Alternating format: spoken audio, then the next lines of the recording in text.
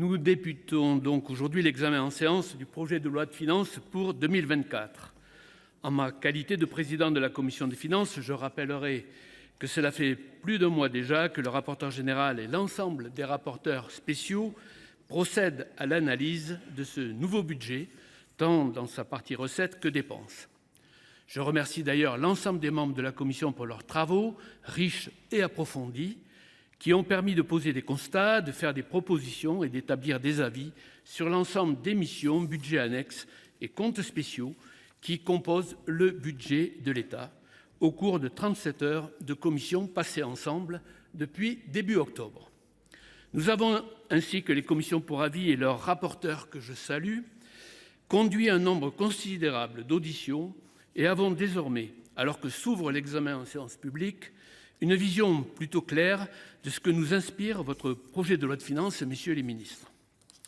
Comme l'an dernier, notre examen intervient après une séquence un peu particulière, puisqu'avec l'utilisation du 49.3 à l'Assemblée nationale, très peu de dispositions du PLF ont été débattues. La Première ministre a même déclenché la procédure avant l'examen du premier article de première partie.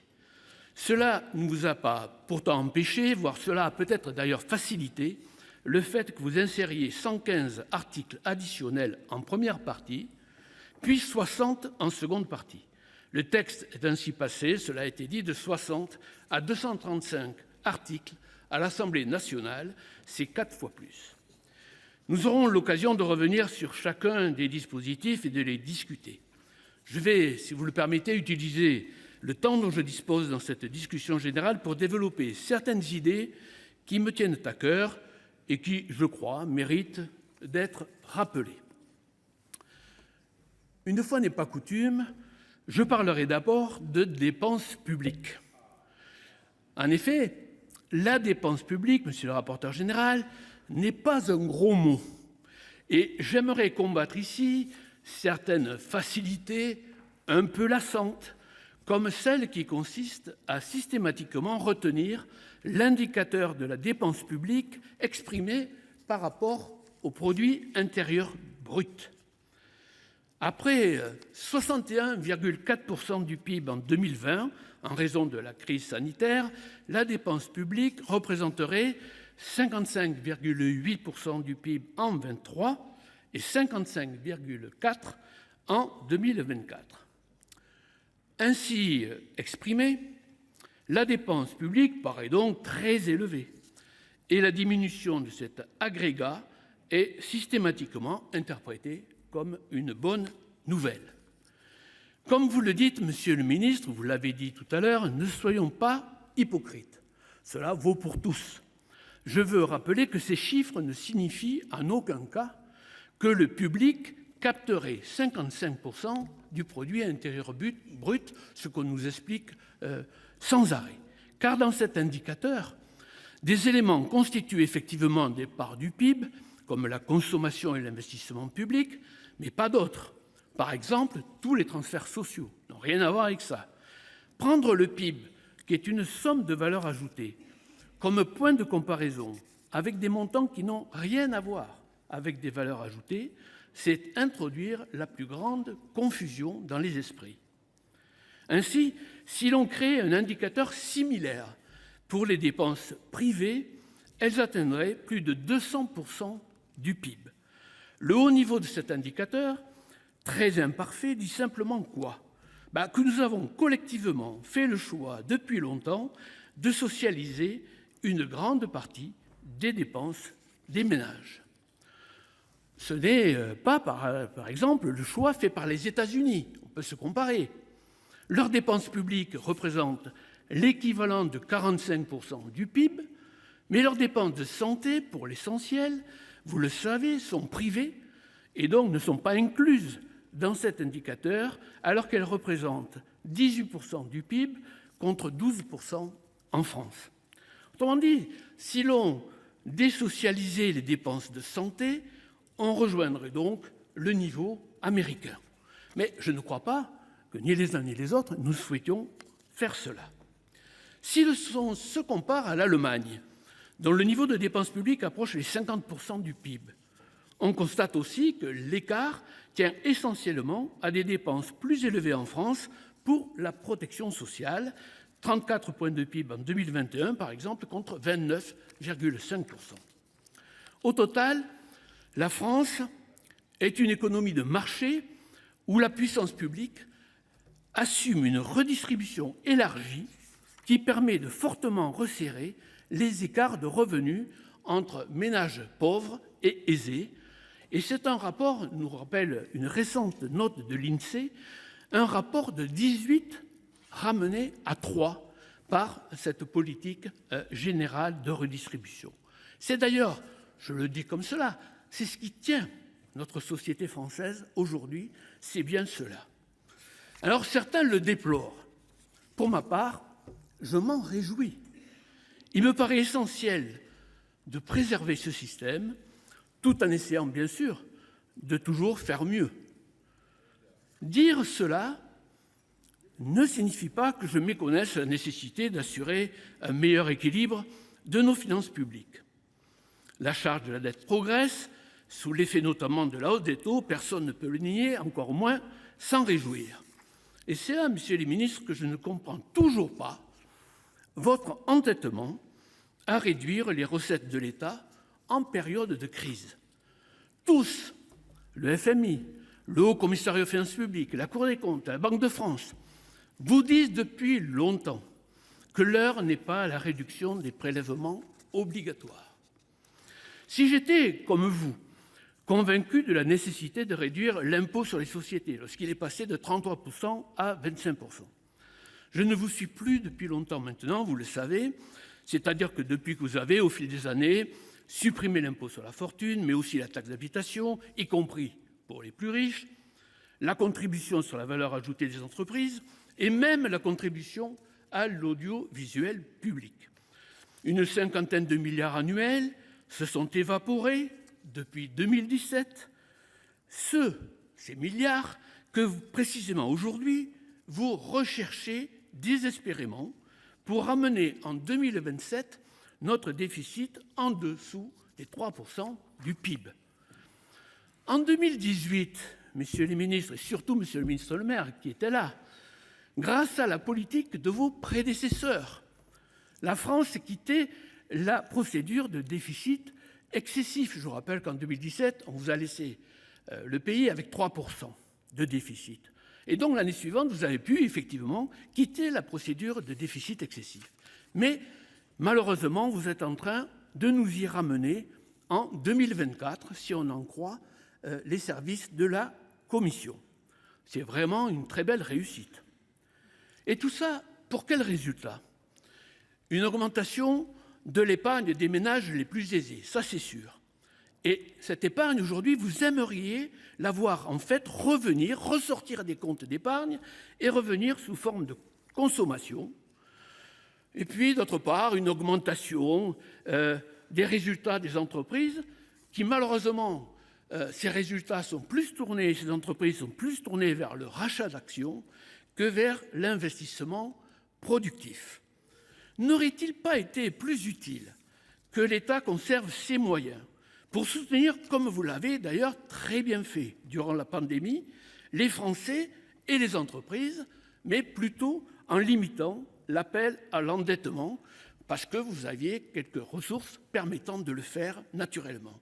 Eh bien, j'ai peur que la réponse à cette question soit directement dans la question. Cette année, le projet de loi de finances pour 2024 est à peu près en ligne avec la loi de programmation et le programme de stabilité. En 2025, nous le savons tous, vous l'avez dit, l'exercice sera bien plus compliqué. Quasiment plus de reliquats du plan de relance à utiliser, une revue des dépenses aux résultats pour l'instant plus que décevants. Je rappelle qu'il y avait un groupe de députés qui s'était chargé de trouver des solutions. On n'est pas arrivé à 1 milliard d'euros d'économie, on s'en souvient tous. J'ai donc bien peur que tout simplement, et malgré vos dires, le sujet recettes nouvelles ne s'impose rapidement, aussi bien d'ailleurs que la remise en cause des nombreuses lois de programmation que votre gouvernement nous a proposées. car en ayant des lois de programmation qui augmentent la dépense, je ne vois pas bien comment on va résoudre l'équation. Le retour sur terre, messieurs les ministres, ne fait que commencer. Alors, j'ai un petit conseil amical pour conclure. Attachez bien vos ceintures. Nous voici réunis pour entamer l'examen du deuxième projet de loi de finances de cette législature, et cela sans la menace de débat avorté par le déclenchement du 49.3, ce dont je me réjouis. Monsieur le ministre, ce budget représente un vertigineux exercice d'équilibriste, tant des problématiques quasi antagonistes s'opposent. En effet, sa construction fait ressortir un trilemme entre transition écologique, cohésion sociale et austérité budgétaire. Ce triangle d'incompatibilité démontre trois choses. Tout d'abord, votre volonté chronique de baisser les impôts qui entrent en collision avec celle de réduire le déficit public. Ensuite, que les investissements verts proposés sont loin de répondre aux objectifs de décarbonation. Enfin, que les baisses de dépenses publiques, à travers plusieurs pistes d'économie, fragilisent notre modèle social et en particulier les classes populaires. Ce budget, c'est aussi celui de tous les renoncements. L'année 2023 a été marquée par des débats de fond structurels dans notre société. Quelle place donner à l'héritage dans la lutte contre les inégalités de patrimoine ? Comment taxer de manière plus équitable les multinationales ? Comment lutter de manière plus efficiente contre la fraude fiscale ? Au rythme de nos questions hebdomadaires au gouvernement, toujours un même mot sur le banc des ministres, nous traiterons ces questions dans le prochain budget automnal. Nous y sommes, et je dois dire que la déception est à la hauteur de l'espérance que vos plans de communication avaient suscité. Mais je dois le reconnaître, il est des renoncements qui sonnent comme des aveux et que nous partageons avec vous.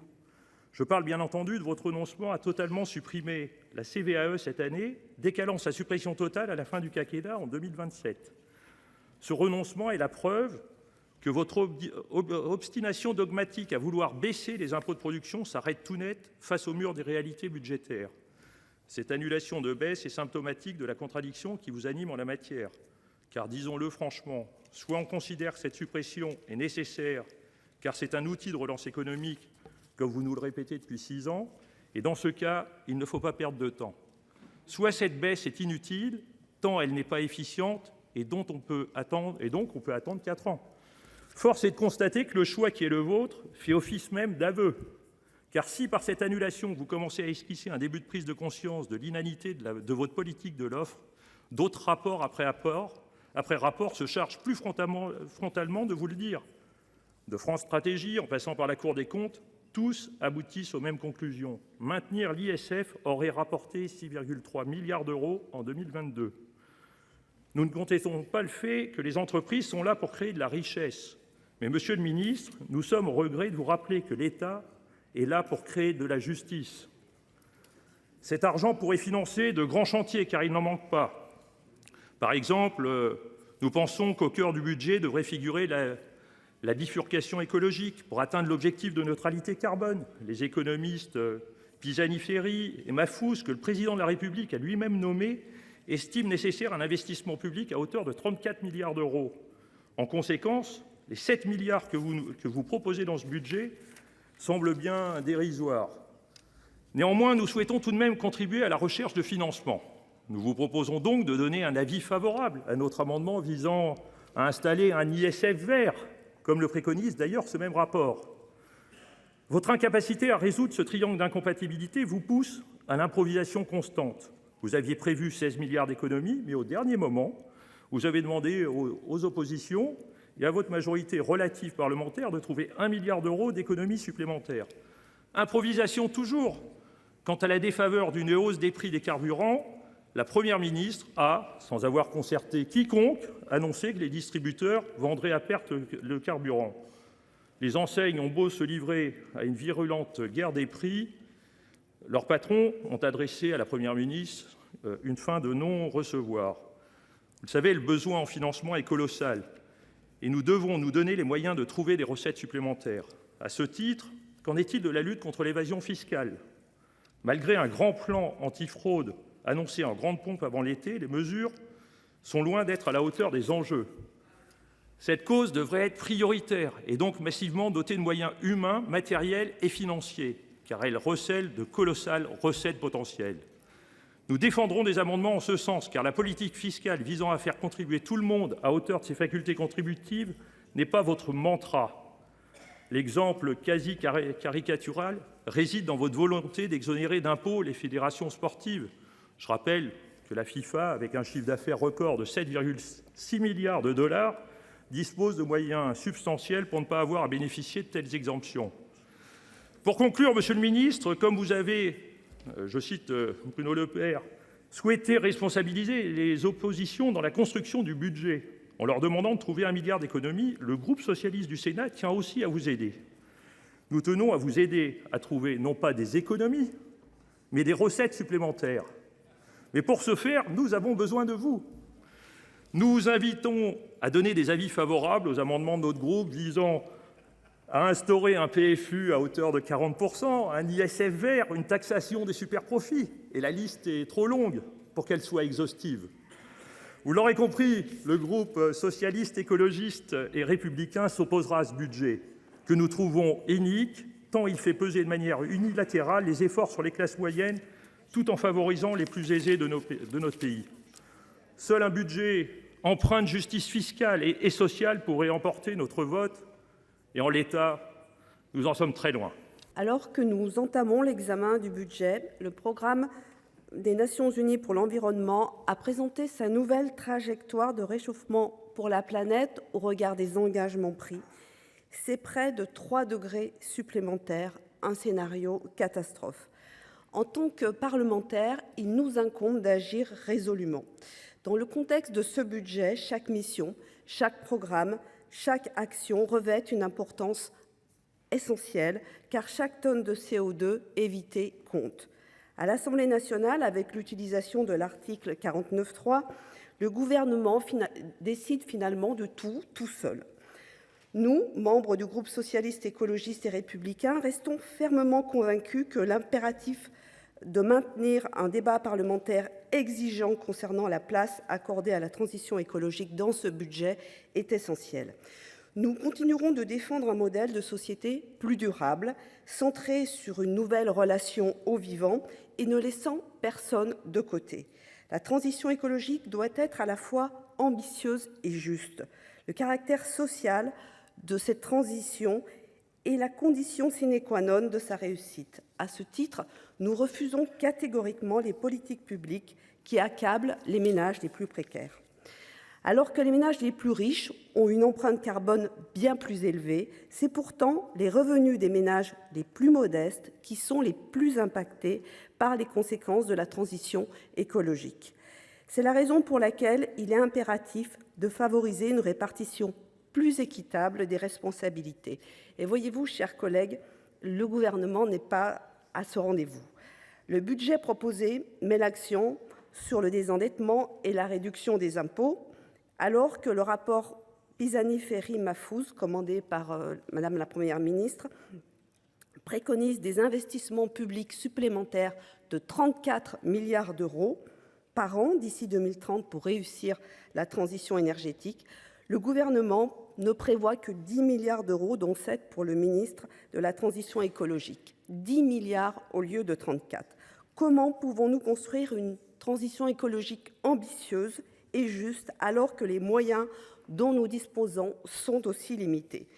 Parallèlement, il faut considérer que les recettes provenant notamment des taxes sur les énergies fossiles connaîtront une diminution progressive dans les années à venir et que le ralentissement de la croissance que nous voyons poindre pourrait entraîner une baisse des recettes fiscales et sociales pour l'État. Ça devrait appeler à un sursaut politique exceptionnel. Donc si le gouvernement manque d'idées, qu'il prête donc une oreille attentive aux propositions que le groupe socialiste présentera lors de l'examen de ce budget au travers de ses amendements. Car oui, nos propositions entendent prendre l'argent là où il se trouve avec de nouvelles recettes indispensables pour répondre à ces défis. Nos propositions prônent également une politique franche d'aide directe et de redistribution qui place les ménages modestes au centre de nos préoccupations. Nos propositions entendent aussi construire une société beaucoup plus sobre, grâce au développement d'une économie de la réparation qui génère des emplois verts, favorise la réparation durable des produits et stimule donc une activité économique tout en réduisant l'empreinte écologique.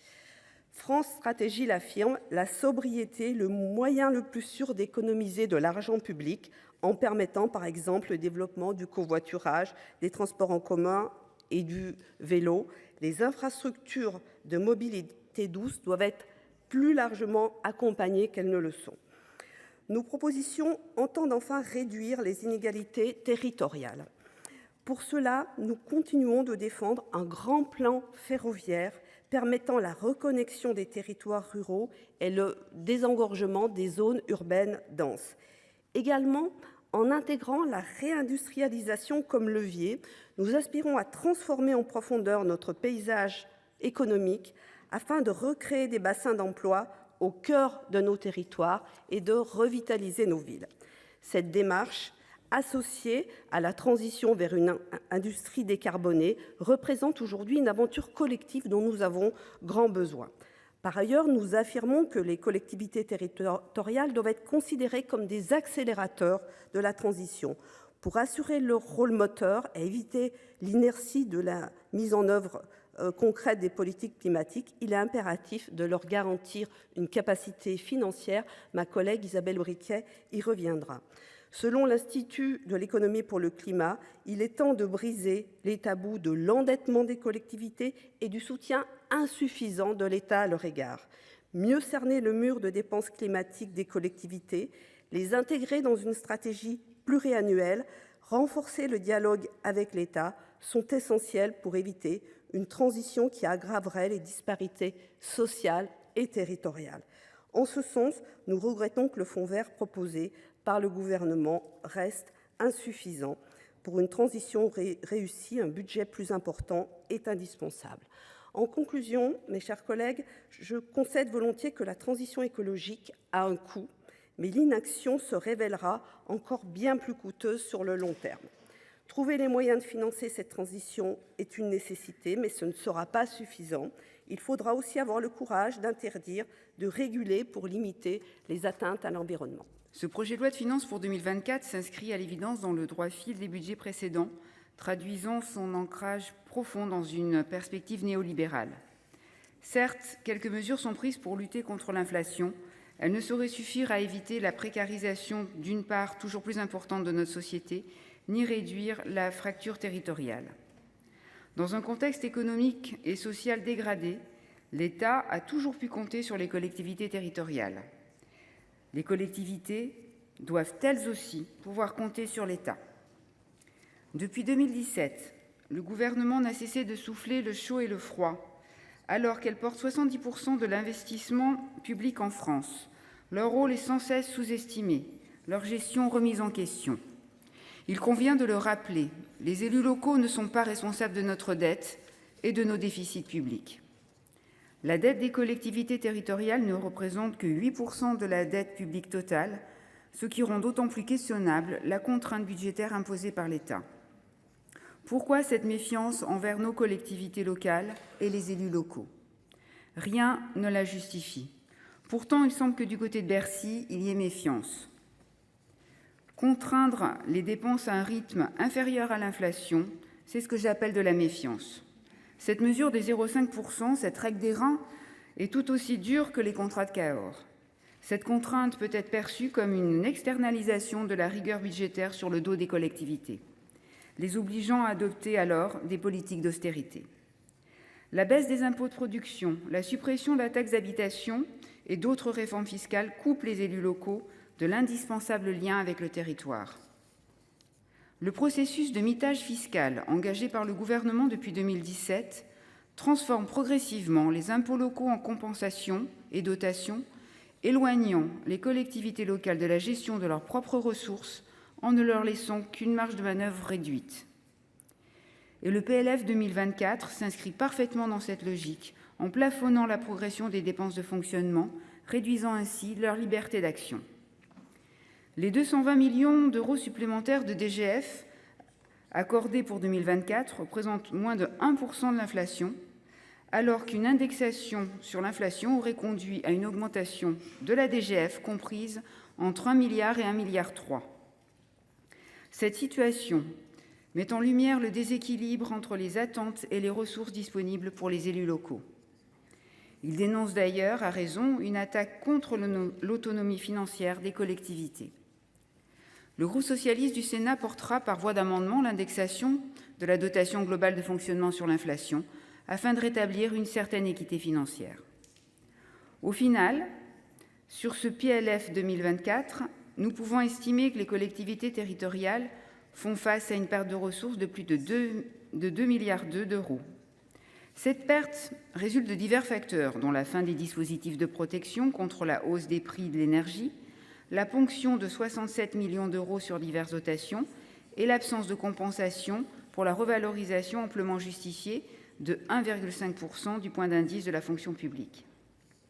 Ces chiffres mettent en évidence la nécessité de reconsidérer la trajectoire budgétaire actuelle afin de préserver la capacité des collectivités à répondre aux besoins de nos territoires. Monsieur le ministre, aujourd'hui, le panier fiscal des collectivités est quasi nationalisé. En 2023, celles-ci devraient percevoir 53 milliards de fractions de TVA, soit près du quart de la TVA nette. Que se passera-t-il lorsque les recettes de TVA seront moins dynamiques ? Ce sera le cas en 2024. J'imagine mal l'exécutif accorder un pouvoir de taux de TVA aux collectivités. La question de l'impact des taux de TVA sur les finances locales mérite un débat. Avec le transfert croissant des recettes de TVA aux collectivités locales, ces dernières se retrouvent de plus en plus dans une position où elles financent, sans avoir leur mot à dire, les décisions politiques, économiques, sectorielles prises par l'État. Cela place les élus en situation de dépendance vis-à-vis des fluctuations et des orientations de la politique fiscale du gouvernement. Imaginez seulement que le gouvernement décide de diminuer le taux de TVA sur les activités des poney-clubs et des établissements équestres. Supposition. Et bien les finances de l'État paieraient les conséquences de ce choix assez particulier, tout comme les finances des collectivités. 2024 s'annonce compliqué. Ralentissement des recettes de TVA, hausse des dépenses, je pense en particulier aux dépenses sociales des départements.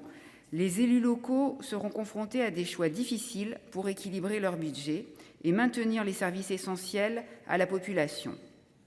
Dès lors, de quelle marge de manœuvre vont pouvoir disposer les collectivités locales dans un contexte de besoin d'investissement accru pour honorer les engagements en faveur de la transition écologique ? Et vous pouvez être assuré, Monsieur le ministre, qu'elles y prendront quand même toute leur part.